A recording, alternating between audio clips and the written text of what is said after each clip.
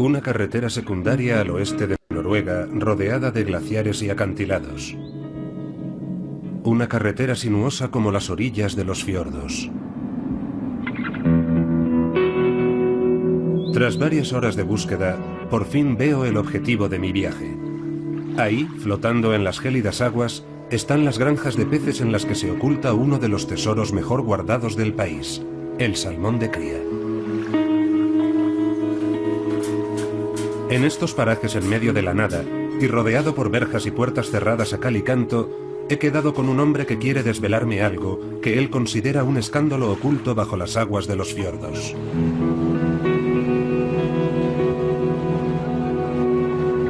Kurt Odekalv es uno de los activistas medioambientales más respetados de Noruega. Kurt se ha puesto en pie de guerra contra los criadores de salmón, ya que según él son los responsables de una catástrofe sanitaria a gran escala. Esta cría es un verdadero desastre. En una granja de este tipo hay unos 2 millones de salmones. Como son demasiados, terminan enfermando. De hecho, en este momento se han propagado por toda Noruega varias epidemias que los criadores ocultan a los consumidores, sean noruegos o franceses.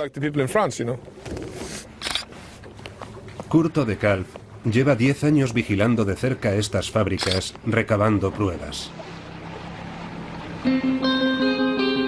Hoy quiere desvelarme las prácticas de los criadores noruegos que él considera peligrosas. En estas imágenes que él mismo ha grabado, afirma que se puede ver cómo estos hombres vierten en las aguas un potente pesticida conocido por sus efectos neurotóxicos. Para verterlo, se protegen con monos y máscaras de gas. Productos químicos para curar salmones que son objeto de un sinfín de parásitos y enfermedades que pululan por esas granjas. En estos salmones es posible encontrar evomectin y diflubenzurón, productos asquerosos. Estos peces no son aptos para el consumo humano. No hay comida más tóxica en el mundo que el salmón noruego.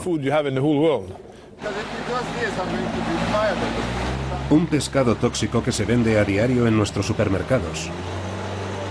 Pero el salmón noruego no es la única especie afectada. Para contrastar estas acusaciones he investigado durante varios meses la trastienda de la industria de la pesca. Es el alimento sano por excelencia, recomendado por los médicos y los nutricionistas. Un pescado que ha tenido siempre la imagen de un producto saludable y natural. Pero su carne oculta muchos secretos de gran toxicidad en la industria agroalimentaria. De Noruega a Vietnam, pasando por Suecia y Dinamarca, he investigado todos los meandros de esta industria global. Peces de cría, productos derivados de la pesca y también platos cocinados, todo procedente de las turbias aguas de una industria descontrolada que vierte un peligroso cóctel de productos químicos en un alimento que va directo a nuestros platos.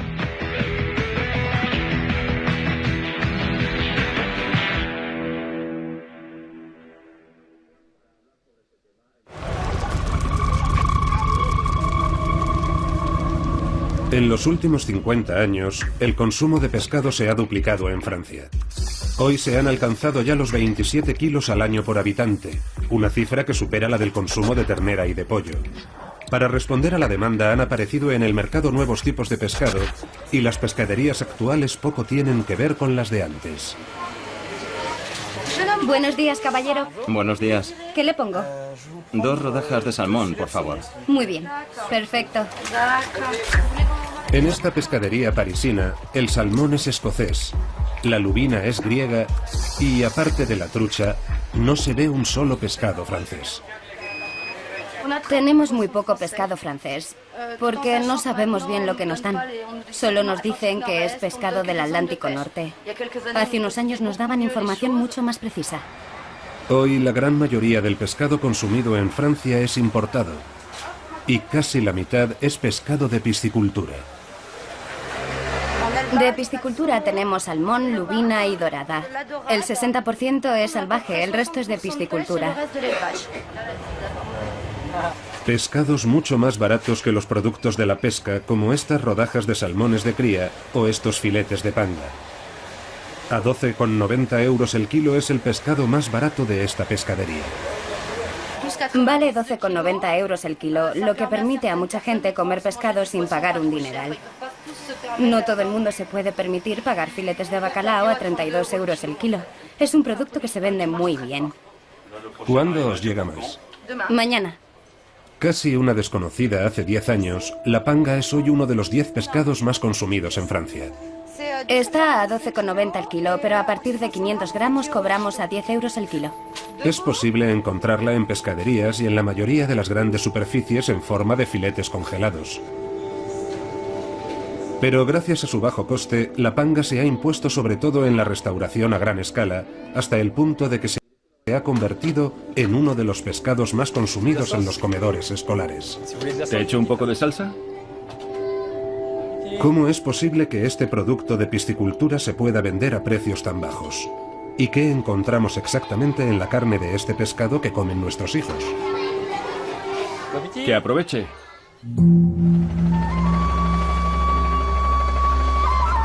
La primera etapa de mi investigación empieza aquí, en el sur de Vietnam, en el delta del Mekong. Aquí, la panga forma parte de las tradiciones culinarias, se vende en los mercados y es consumida a diario en los restaurantes. Pero tras esta imagen tradicional se esconde otra realidad. Desde hace más de 15 años, la panga también se ha convertido en una de las principales fuentes de riqueza de la región. El 95% de la producción mundial procede del sur de Vietnam. En la pequeña ciudad de Can Tho, en el mismo delta, se ha erigido incluso una estatua en honor a la panga al lado de otra de Ho Chi Minh, el padre de la independencia del país. Me dispongo a descubrir que este éxito económico esconde una cara oscura, una explotación de los habitantes y del medio ambiente. Cruzamos el río. Hemos quedado con un hombre muy ocupado, apodado por los vietnamitas el rey de la panga, el señor Minh. En apenas 15 años ha amasado la cuarta fortuna del país, gracias a sus piscifactorías. Exporta panga a más de 30 países, entre ellos Francia. Es la primera vez que acepta abrir sus puertas a las cámaras de televisión. Buenos días, señor Minh. Los peces grandes se están comiendo. No, mejor les enseñamos los peces pequeños. Tienen más hambre. Iremos por aquí. En estas instalaciones se concentra toda la fortuna del señor Minh. Para comprender su magnitud, nada como venir a primera hora de la mañana y observar el espectáculo del desayuno de los peces.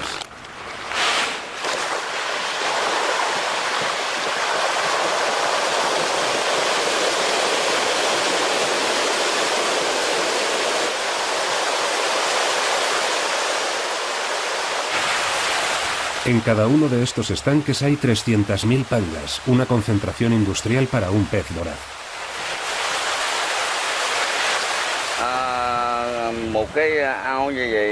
Estas pangas comen 2 veces al día y cada vez que comen les damos 3 toneladas de comida. Así es como las alimentamos. Cargados de estos perdigones de comida secos, llenos de grasa y proteínas, este pescado alcanza la edad adulta en tan solo 6 meses, el doble de rápido que en la naturaleza. Para asegurar la producción, el señor Minh tiene más de 350 estanques de este tipo. En mis granjas hay 100 millones de pangas. Si lo piensa, hay más peces en mis estanques que habitantes en todo Vietnam. Tras 6 meses de cría, se recogen 25 toneladas de peces por estanque. Pero este solo es el inicio del viaje de las pangas hasta llegar a las mesas en Europa. Para potenciar su atractivo a ojos de los consumidores, el señor Minh hace que pasen una transformación radical en una de sus 8 fábricas. En menos de una hora, se convierten en pescados congelados, llenos de aditivos y listos para su exportación.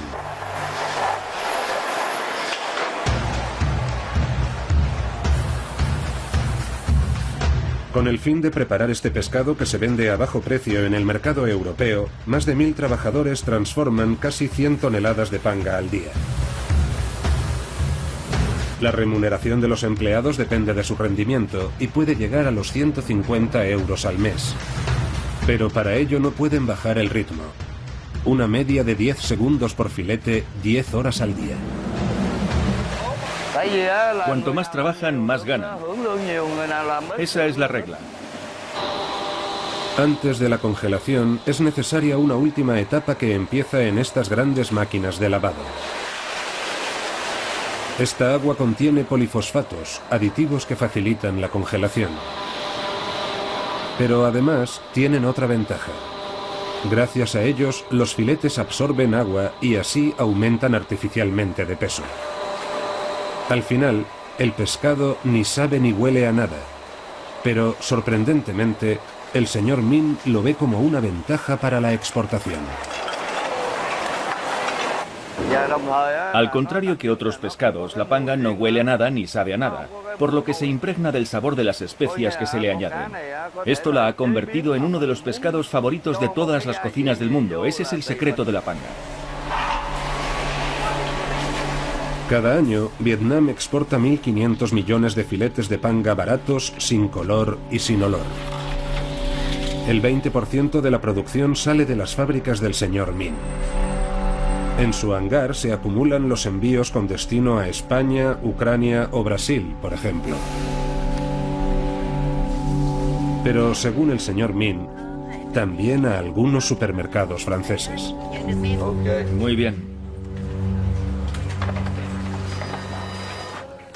Esta es la factura del pescado que enviamos a Carrefour. Va a través de un intermediario, porque Carrefour no nos compra directamente. Hay un mayorista que nos pide un cargamento y luego lo revende a Carrefour.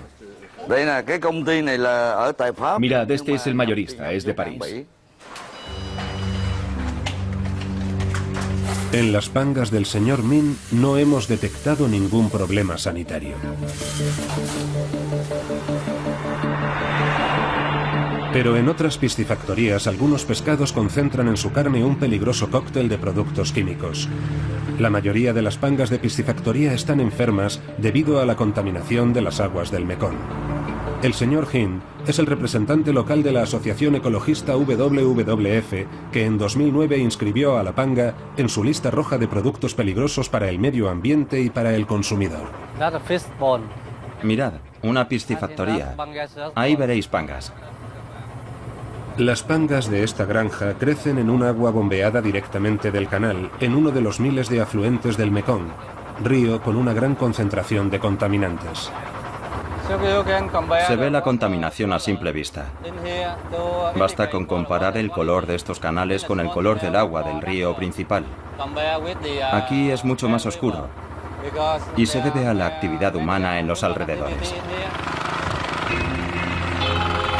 En estos canales, varios millones de vietnamitas vierten a diario los desperdicios de sus hogares. Esta región es al mismo tiempo el primer exportador mundial de arroz, una cultura intensiva que emplea grandes cantidades de pesticidas. Con este cóctel de contaminantes, las aguas alcanzan cotas alarmantes. En estos canales se concentran algas verdes y bacterias que destruyen el oxígeno y liberan toxinas al agua. ¿Puede eso provocar que enfermen las pangas?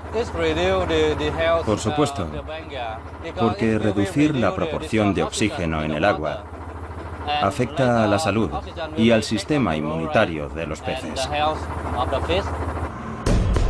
Y para sanar a las pangas que han enfermado a causa de la contaminación, los criadores vierten en estos estanques cantidades industriales de medicamentos.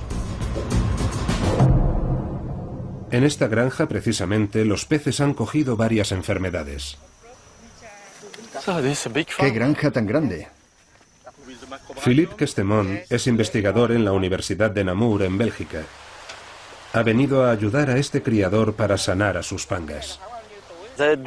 ¿Las enfermedades de sus peces no les dan muchos problemas? Sí que vemos problemas. Vemos sangre en el cuerpo y también en la zona de las aletas. Ya veo. Así que sangran. Y hacen que desarrollen una enfermedad del hígado. Sí. Philippe Questemont va a descubrir que para curar a los peces, los criadores utilizan peligrosas dosis de medicamentos.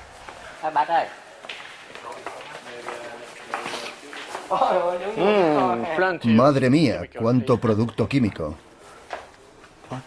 Sí. Aquí tenemos los antibióticos. En esta farmacia a pequeña escala se apilan cientos de cajas de antibióticos de todo tipo. Estos antibióticos son empleados a menudo y provocan una reacción en cadena. El problema es que siempre hay residuos. En el ambiente siempre hay residuos. Y al final la bacteria se hace inmune a estos antibióticos. Al ser administrados de forma habitual a los peces, estos antibióticos refuerzan las enfermedades que se supone que tienen que combatir, lo que obliga a los productores a aumentar la dosis. Se da entonces un círculo vicioso al que hoy en día no puede escapar ningún criador. Si el pez ingiere antibióticos, estos son absorbidos por los tejidos y serán liberados en forma de residuo a través de las heces, de las excreciones. Eso significa que, en último término, los antibióticos aparecerán en muchos puntos de los canales e incluso podrán llegar a otras pisciculturas, porque estas aguas también las utilizan otros granjeros. Para poner fin a este círculo vicioso, Philippe Questemont está intentando promover el uso de medicamentos menos contaminantes. No obstante, son mucho más caros a ojos de los criadores, que se quejan del precio al que los distribuidores occidentales adquieren su pescado. Vale, sulfadiacina.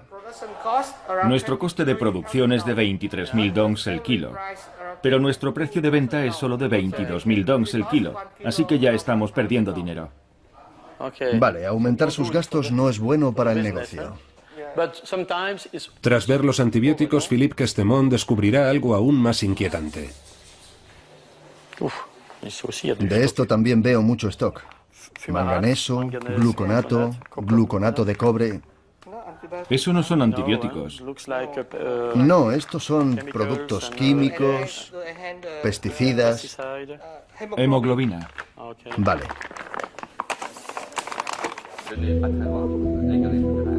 Pesticidas que se acumulan en la carne del pescado y en las aguas del Mekong. Pienso que hace que las pangas dupliquen su tamaño el doble de rápido que alimentándose con alimentos naturales y una concentración récord de peces en los estanques. ¿Es posible que estas condiciones de cría pongan en peligro la salud de los consumidores? Hasta aquí mi investigación en Vietnam, ya que aquí no se ha llevado a cabo ningún estudio científico independiente sobre esta materia. Para conocer la respuesta, tengo que viajar a un país que ha ido incluso más allá en el uso de productos químicos y técnicas de cría.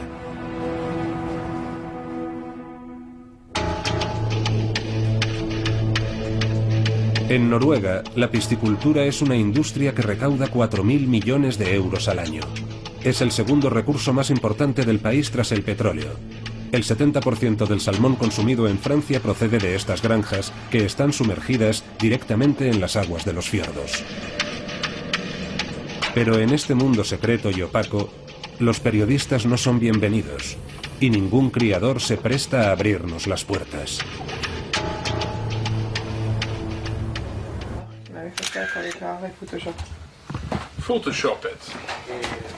Vuelvo a quedar con Kurt de Kalf, el activista que lucha contra los métodos empleados por los granjeros noruegos.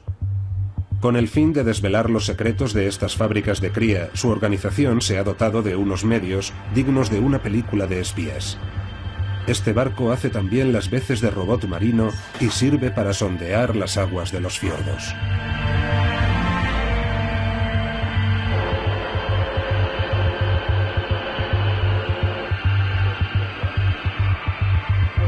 Está repleto de bacterias. Fijaos en las burbujas. Esta capa está llena de desechos.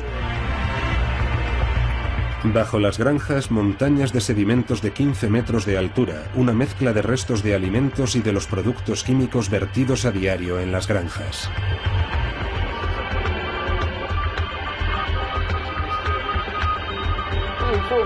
Ahí abajo la contaminación es total.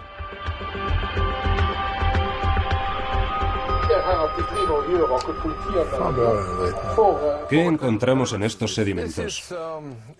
Todos los productos tóxicos empleados para matar los parásitos y también heces de peces. El fondo de los fiordos está totalmente destrozado. Es como una fábrica de gas. Encontramos incluso restos de pesticidas empleados durante la Primera Guerra Mundial para gasear a los soldados. El principal problema de los criadores noruegos es este parásito, el piojo de mar. Se aloja en la carne del pez y puede llegar a matarlo. Como se ha vuelto resistente a todos los tratamientos, obliga a los criadores a emplear pesticidas cada vez más agresivos. Estas condiciones de cría tienen como resultado consecuencias terroríficas en los peces, como podemos ver en este bacalao, deformado por mutaciones genéticas. Aquí tenemos un bacalao escapado de una granja de peces. En las granjas, casi el 50% de los bacalaos nacen así, incapaces de cerrar la boca. Se trata de una mutación genética. Hace falta que pasen 8 generaciones para que desaparezca. Además, estos bacalaos mutantes se aparean con bacalaos que viven en libertad. Mirad qué bonitos son. ¿A que no apetece comerse algo así? Pero si les cortas la cabeza no se nota la diferencia. Los salmones también sufren transformaciones menos visibles, pero igual de inquietantes. Fijaos en esta cola. Es mucho más pequeña que la cola de un salmón que vive en libertad. Y aquí la piel no cubre las agallas, y eso no es normal. Y lo más grave se encuentra en el interior del pescado. ¡Qué horror!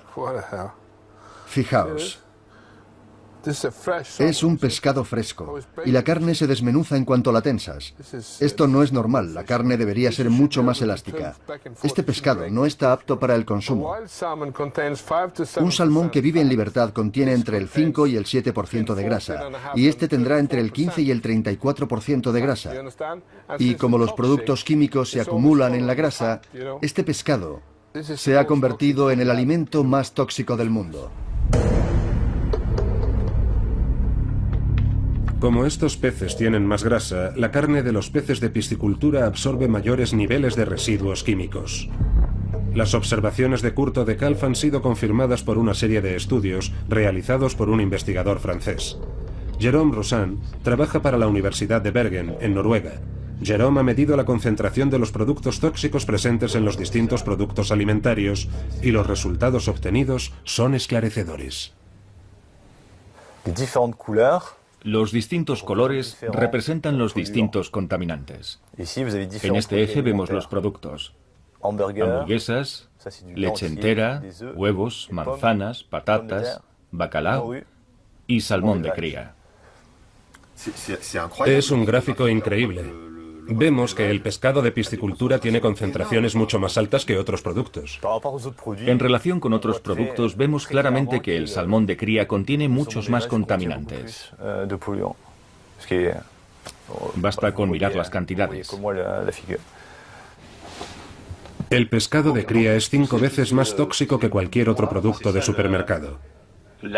Para Jérôme Roussin, la conclusión es obvia. ¿Sigue consumiendo usted pescado de piscicultura? No, ya no lo hago. ¿Desde que realizó estos estudios? Sí. Hay que evitar a toda costa la exposición a estos contaminantes, ingerirlos y exponerse a ellos. No hay otra opción. Pero Jérôme no solo ha evaluado estos contaminantes, sino también sus efectos en estas ratas de laboratorio. Aquí tenemos unas ratas que hemos utilizado como grupo de control. Estas ratas se han alimentado de comida estándar de laboratorio. Y luego tenemos otras que se han alimentado de la misma comida, pero en la que hemos incluido salmón de cría. Los resultados obtenidos para el grupo alimentado con salmón son extremadamente inquietantes.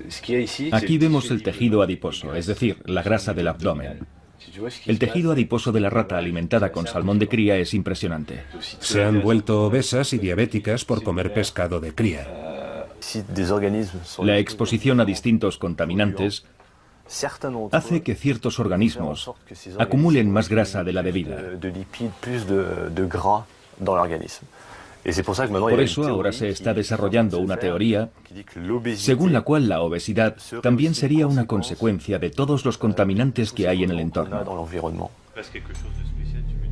Jérôme Roussan está a punto de desvelarnos otro secreto. De acuerdo con sus investigaciones, lo que más intoxica la carne del pescado no son los pesticidas vertidos en los estanques, sino este pienso con el que alimentan a los peces.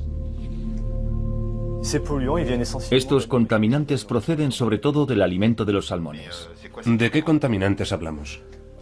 De dioxinas, de PCB, dieldrina, aldrina, toxafeno, muchos productos químicos. ¿Cómo es posible que contenga tantos? Eso se lo tendría que preguntar a los que preparan la comida de los peces.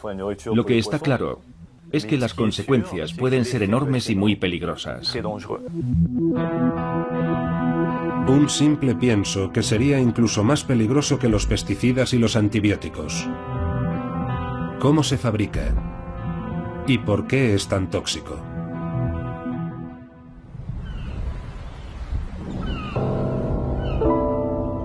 En el pequeño puerto de Tiburón, en la parte oriental de Dinamarca, fondean barcos de pesca que no aprovisionan de pescado a los supermercados. Aquí se fabrica alimento para peces. Finn Nielsen es el encargado. Esta es su especialidad. Este es nuestro producto, pienso para peces. Estos perdigones están fabricados con carne de pescado fresco. Este mismo día, un cargamento de anguilas pasa de la bodega del barco a los talleres, donde son transformadas a través de un enorme tubo que las absorbe.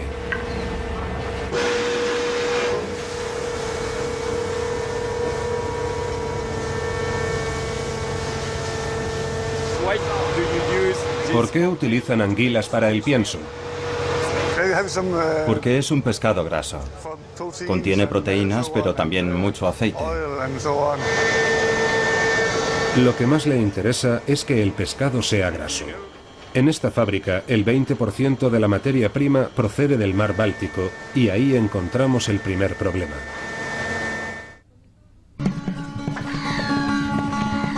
El Báltico es uno de los mares más contaminados del mundo y algunas especies pescadas en él ya se han vuelto tóxicas, lo que hace que se contamine este pienso y por consiguiente toda la cadena alimentaria. Hemos venido a Suecia y he quedado con Jan Isaksson, que milita para Greenpeace. Me lleva a una pescadería para comprar pescado de la región.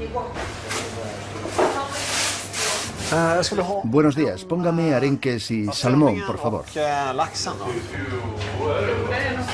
Pero antes de despacharnos, la pescadera nos dice algo sorprendente. Nos pone en guardia contra su propia mercancía. Es del Báltico. Mucho ojo. La gente de aquí sabe que no tiene que comerlo en grandes cantidades. Como mucho una vez por semana. Y lo mismo con las anguilas. Y las mujeres embarazadas no deben comer ningún pescado del Báltico. Sabe lo que dice, gracias al trabajo de Jan y del gobierno sueco, que han lanzado alertas sanitarias contra los pescados del Báltico y sobre todo contra pescados grasos como el salmón o el arenque. Contienen una gran concentración de dioxinas, uno de los venenos más potentes que conocemos. Incluso en concentraciones muy bajas, la dioxina puede afectar al sistema hormonal y causar cáncer. No hace falta viajar hasta muy lejos para encontrar la fuente de esta contaminación. Iremos por este caminito. Basta con salir a las afueras de Estocolmo, un viaje de 1 hora en coche, para llegar a una fábrica química que transforma en papel los árboles de los bosques suecos.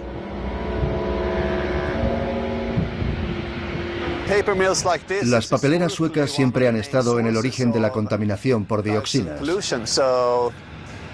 Aquí hay una concentración muy alta. Pero las industrias químicas no son las únicas contaminantes.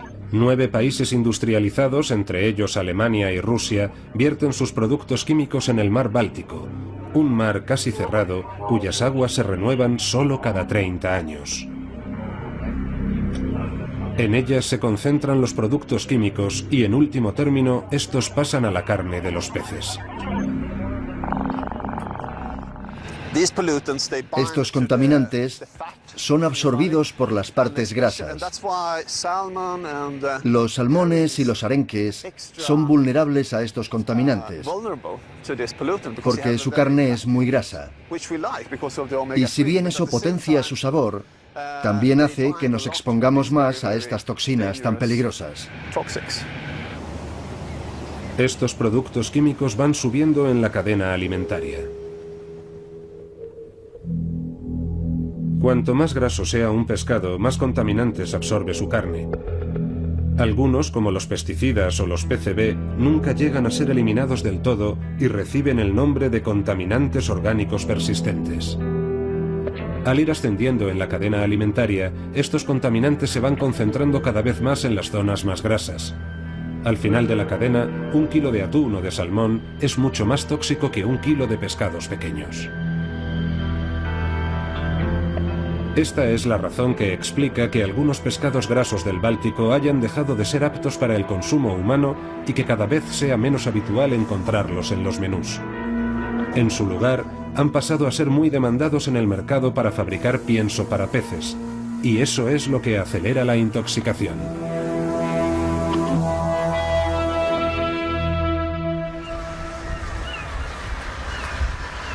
Regreso a Tiburón, a la fábrica de pienso para peces.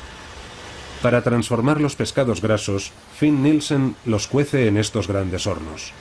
Al final, obtiene 2 productos muy diferentes. Por un lado, este polvo de proteínas, y por el otro, este aceite de pescado. Estos 2 ingredientes permiten la fabricación del producto final, y ambos contribuirán, cada uno a su manera, con la contaminación del pienso. Empezaremos por el aceite. Al concentrarse en las zonas grasas, acelera la acumulación de contaminantes, y por esa razón los pescados de cría están todavía más expuestos a los contaminantes que los peces que viven en libertad. Por su parte, el polvo de proteínas provoca otros problemas incluso más graves, como he podido descubrir al final de todo en este gran contenedor de productos químicos.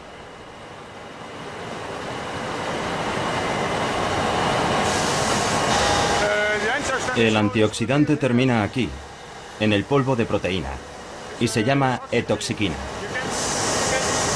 La etoxiquina es un producto que Finn Nielsen utiliza a menudo, pero del que no parece saber nada. ¿Para qué sirve? ¿Qué pasa si no añades ese producto? No sé para qué es, solo sé que lo tengo que echar. ¿Para qué sirve este misterioso producto químico? ¿Supone un riesgo para los consumidores? Esta es la historia de uno de los secretos mejor guardados de la industria agroalimentaria. A primera vista, la etoxiquina está fuera de lugar en una fábrica de alimentación. Este producto fue registrado en 1959 por Monsanto, un gran gigante químico estadounidense en la categoría de pesticidas. Fue utilizado para tratar el caucho, pero también frutas y verduras. Su uso está estrictamente regulado y limitado. Entonces, ¿qué sentido tiene que se incluya en pienso para peces? La respuesta la encontraremos en la ciudad suiza de Ginebra, en este laboratorio antifraude. Hace 2 años, Patrick Keder y Didier Ortelli se sorprendieron al encontrar etoxiquina en la carne de un pescado de piscicultura y además en una concentración extremadamente alta, muy por encima de los 50 microgramos por kilo permitidos en la alimentación.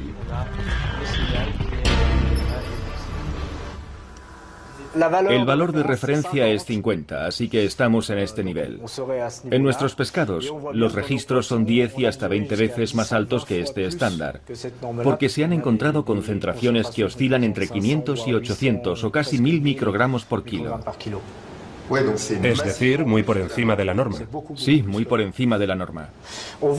Vemos que en los peces que viven en libertad no pasa lo mismo, lo cual es lógico porque no se alimentan de harina de pescado. Por otro lado, todos los peces de piscicultura están contaminados con etoxiquina.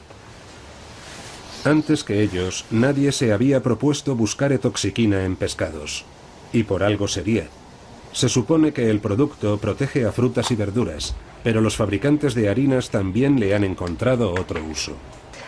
Lo incluyen en alimentos para peces con el fin de evitar que la materia grasa se vuelva rancia y de esta forma asegurar la calidad de la grasa. El problema es que los fabricantes de piensos para peces no avisaron a las autoridades sanitarias acerca de este cambio de uso. El resultado es que los índices de etoxiquina son controlados estrictamente en frutas y verduras e incluso en carnes, pero no en pescados. Resulta paradójico que haya estándares para carne de vacuno y de pollo y no para peces. Y mucho peor, hay estándares para canguros y reptiles, pero no para pescados.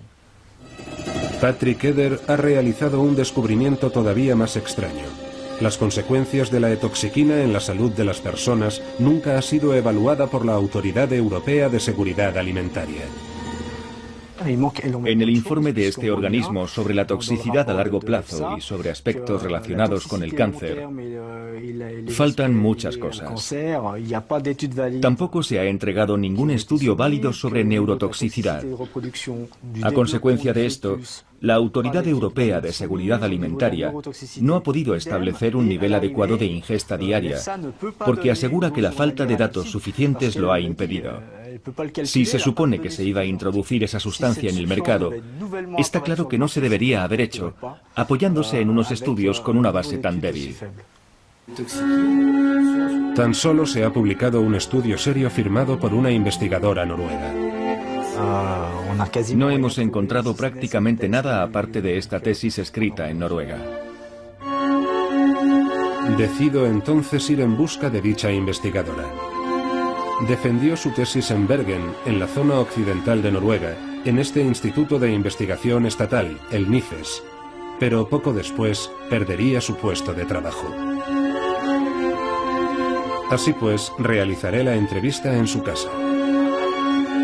A través del estudio de la etoxiquina, Victoria Bond descubrió que nadie, ni siquiera el fabricante Monsanto, conocía las consecuencias de estos productos químicos en la salud de las personas.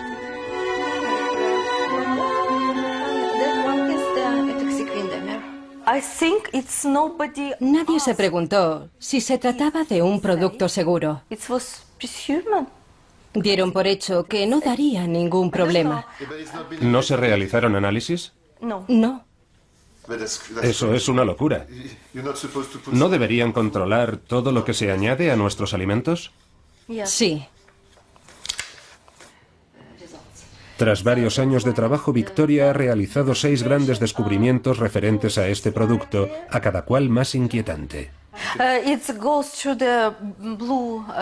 descubierto que la etoxiquina tiene la capacidad de atravesar la barrera hematoencefálica del cerebro. Esta barrera tiene una función muy importante. Sirve para proteger físicamente nuestro cerebro contra las sustancias tóxicas. Y no hay ninguna sustancia humana capaz de atravesar esa barrera. ¿Pero la etoxiquina entra en nuestro cerebro? Sí. ¿Y realmente es tan peligrosa? Sí, sí que lo es. Y este descubrimiento debería ver la luz lo antes posible. Sí. Victoria cree que esto provoca una contaminación del cerebro y consecuencias cancerígenas. El problema es que en estos últimos años Victoria Bond no ha podido publicar ninguno de estos resultados en una revista científica. ¿Pero por qué no ha podido publicar estos resultados? Porque ya no trabajo en ese instituto. Así que he perdido mi estatus de investigadora. De la noche a la mañana perdí el derecho a publicar mi investigación científica. Al término de su tesis y a pesar de sus numerosos descubrimientos, Victoria Bond tuvo que abandonar su trabajo en el Instituto de Investigación, según fuentes oficiales, de manera voluntaria, pero no tardé mucho en descubrir que la realidad distaba mucho de la versión oficial. Porque al final decidí no seguir investigando sobre este tema. ¿Por qué? Realizó usted 6 grandes descubrimientos y me ha dicho que quería usted publicarlos.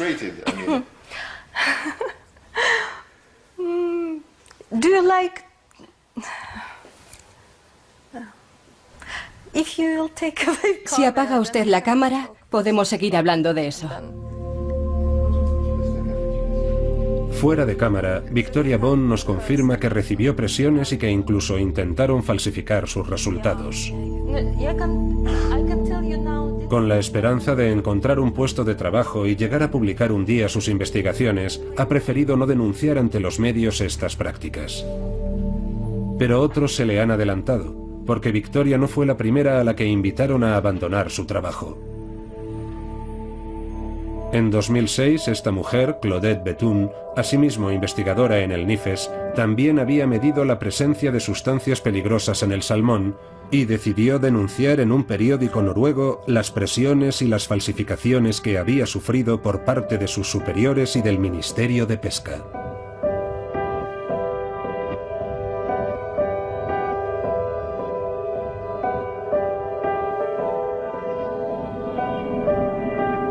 Hace 4 años el Ministerio Noruego de Pesca interrumpió la financiación de los estudios sobre la etoxiquina. Según Kurt de Kalf, esta decisión podría haber sido tomada ante la presión de la propia ministra de Pesca. Esta ministra redactó por sí misma la normativa sanitaria de la profesión. Es ella quien dirige directamente todos los organismos públicos de salud, así como todos los institutos de investigación y el NIFES. Utiliza este poder para hacer cosas nada recomendables. Obligó a las instituciones a rebajar los estándares para que se pudiera seguir vendiendo pescado tóxico. Y todo por dinero. Antes de que ella llegara nunca se había vendido pescado peligroso. En mi opinión, esta ministra es a todas luces corrupta. Con el fin de comprobar estas acusaciones, decido dar la palabra a la principal interesada. En Bruselas, en los pasillos de una feria internacional, me cito con la ministra para una entrevista de 5 minutos. Sin embargo, al final dispondré de mucho menos tiempo. Los científicos del NIFES desean investigar sobre la etoxiquina, pero no tienen dinero para hacerlo. ¿Recuperará los créditos para que puedan hacerlo? Lo siento, pero no sé nada al respecto. De todas formas, tampoco puedo hablar de eso ahora. Perdone, caballero, estamos aquí para hablar de la industria del pescado, de nada más.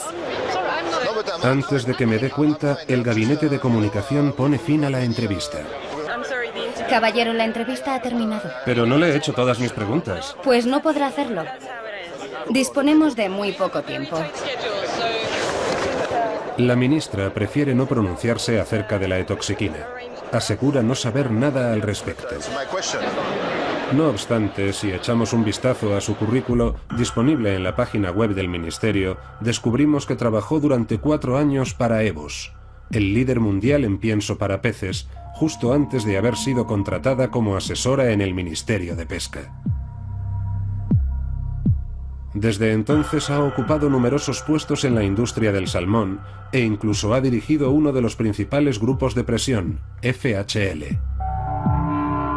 Y según Kurt de Kalf, a este currículo tan completo le falta una línea.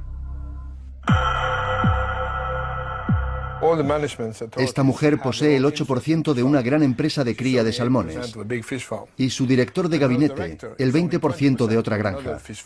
Yo a eso lo llamo corrupción. Me recuerda a la mafia siciliana. Quizá la comparación sea excesiva, pero los hechos están ahí, enmascarados tras un simple montaje financiero. Bastó con que examinara los historiales de la empresa JMJ Invest. La ministra es su principal accionista. Y efectivamente, JMJ Invest posee más del 10% de una importante granja noruega de salmones, de la que son accionistas varios miembros de la familia de la ministra.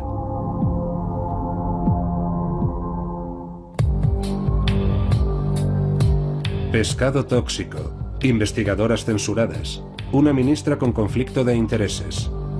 Me marcho de Noruega algo sorprendido por lo averiguado, pero mi indagación todavía no ha llegado a su fin. Todavía tengo que descubrir cómo estos pescados llegan a nuestros platos sin que nosotros mismos lo sepamos. Basta con que un fabricante decida, con total discreción, equivocarse de etiqueta. Exactamente como ocurrió con el escándalo de la carne de caballo.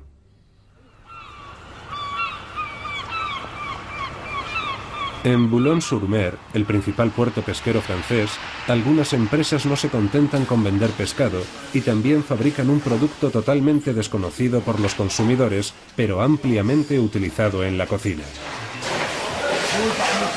Hoy ha llegado un cargamento de bacalao.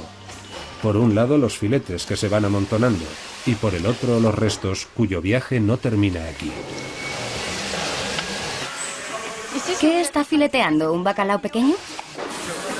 Luz Serjan trabaja para una gran empresa especializada en la transformación de restos de pescado. Una vez cortados los filetes, en este caso de bacalao, vemos que todavía queda mucha carne en el pescado, que se puede extraer para emplear en alimentos procesados como el paté de bacalao.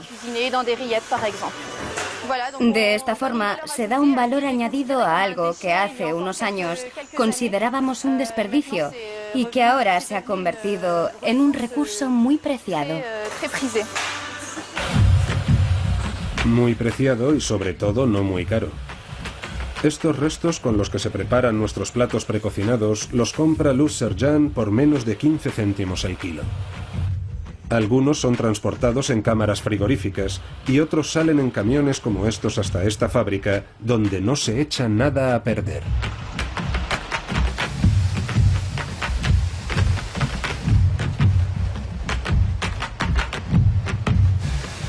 Por un lado se recupera la piel del pescado para fabricar cosméticos y la cabeza y los restos que quedan pegados a las espinas son procesados en este taller.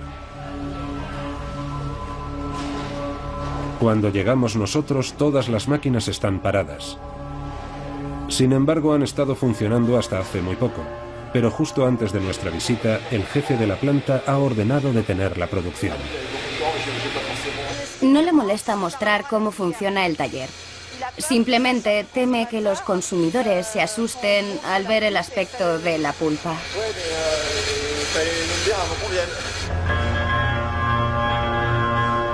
A pesar de todo, hemos conseguido grabar con una cámara oculta en otro taller la imagen que el jefe quería evitar que saliera a la luz. Son imágenes de esta máquina en acción. Al aplastar los desechos, consigue esta masa informe y francamente poco apetecible, conocida como la pulpa. Una vez lavada, este es el aspecto del producto final. Este bloque está hecho con los restos de un pez graso, la trucha. ¿Para qué se puede usar esta pulpa? Para platos precocinados, pero también para la comida de muchas mascotas. ¿Comida de mascotas? Sí, de mascotas. Para pienso. Para pienso de perros y gatos. La ventaja de este producto radica principalmente en su precio. La pulpa se vende a 1,30 € el kilo, un precio 10 veces más barato que el de un filete de pescado. Así pues, es un producto bastante cotizado en la industria agroalimentaria, especialmente porque nadie les exige que indiquen en la etiqueta que el producto contiene pulpa. Una fábrica de platos precocinados en la zona occidental de Francia. Esta mañana un equipo de investigación antifraude lleva a cabo una inspección sorpresa. Buenos días, soy el señor Emerick, director del Departamento de Protección Social. Hola, bienvenido. Jean-Michel Emerick ha venido a inspeccionar los stocks de esta famosa cadena alimentaria y se dispone a revisar la composición de este pastel de bacalao y patata. Esta es la lista de ingredientes. agua y 23% de bacalao, compuesto exclusivamente por bacalao y sal. El trabajo del experto consiste en determinar si es cierto que contiene un 23% de producto declarado. Solemos hablar de producto declarado. Cuando se etiqueta una comida preparada y se pone hecha con bacalao sin añadir las palabras filete de pescado, es porque suele estar hecha con pulpa. Se desechan los extremos y se toman muestras del centro. Jean-Michel Emerick quiere comprobar que la composición de este bloque de pulpa se corresponde con lo que está indicado en la etiqueta. Es un bloque de carne de pescado. Un bloque compacto, porque es un producto congelado. Así que, evidentemente, es más fácil disimular en este tipo de productos una mezcla de especies, además del bacalao, que cuando lo que se venden son filetes. Tras el escándalo de la carne de caballo, el pescado también está en el punto de mira del Departamento Antifraude. Las muestras extraídas son analizadas en el Laboratorio Nacional de Análisis de Marsella, donde se estudiará el ADN. El centro está dirigido por Frédéric Saltron. Averiguar el tipo de pescado es un procedimiento largo y complejo. Según un reciente estudio de Estados Unidos, 1 de cada 3 etiquetas es engañosa. Es el caso de nuestra muestra de pulpa. Al parecer tiene una composición múltiple. Aquí vemos que hay una parte de bacalao del Pacífico y 3 partes de abadejo de Alaska. Aquí vemos la comparación con el abadejo de Alaska. Es decir, que tenemos bacalao del Pacífico y abadejo de Alaska. Eso es. Pero no se menciona el abadejo entre los ingredientes. No. ¿Eso es ilegal? Es una anomalía. Ahora el profesional tendrá que explicar cuál es el posible origen de este abadejo de Alaska en la pulpa, en esta materia prima. Por un lado, no debemos excluir el origen accidental. Y por el otro, el abadejo de Alaska es menos caro que el bacalao del Pacífico, así que podría tratarse de un fraude. Y también existe otro tipo de fraude, el de hacer pasar un pez de cría por un pez salvaje. Abadejo en lugar de bacalao. En la pulpa, la sustitución de especies es mucho más frecuente y supone un problema de trazabilidad. Hoy, toda la industria pesquera podría verse afectada por problemas de seguridad sanitaria, hasta el punto de que algunos profesionales de la salud están cambiando radicalmente de discurso con respecto al pescado. Jean-Luc Mouissier es oncólogo. Hoy celebra un taller de concienciación sobre las causas del cáncer, y a él acuden estas mujeres, todas ellas afectadas por dicha enfermedad. Nuestro objetivo no es buscar al culpable, sino más bien adoptar medidas que permitan evitar la recurrencia. Y entre las múltiples causas que pueden favorecer el cáncer, el pescado se ha convertido en una de las preocupaciones de Jean-Luc. Un consejo sencillo. No comáis mucho pescado grande, como salmón o atún. No lo comáis más de 1 o 2 veces al mes. Consumid pescado pequeño y rico en omega 3 si es posible. Es el mejor consejo para alguien que ha sufrido cáncer de pecho. ¿Está diciendo que el pescado puede ser perjudicial para la salud? Sí. Antes se consideraba que era bueno porque era rico en omega 3 y en vitamina D. Por algo nos daban de pequeños cucharadas de aceite de hígado de bacalao, porque era rico en vitamina D, y eso es beneficioso para la salud. Pero de repente, el pescado ha pasado a estar lleno de pesticidas, de mercurio, y si es pescado procedente de Finlandia, sabemos que allí hay mucha radiactividad, aunque hayan pasado ya 20 años desde Chernóbil. Así que ese pescado no hay que comerlo. Ese pescado lleno de radiactividad, mercurio, metales pesados, PCB, dioxinas, etc., ya no es el mismo pescado. Lamentablemente el mensaje ha cambiado porque las cosas han cambiado. Durante 30 años, las autoridades sanitarias francesas han fomentado un consumo generoso de pescado. El pasado verano han rebajado sus recomendaciones. No más de 2 porciones de pescado por semana. Una forma de prevenir o anticipar lo que podría convertirse en nuestro próximo escándalo alimentario.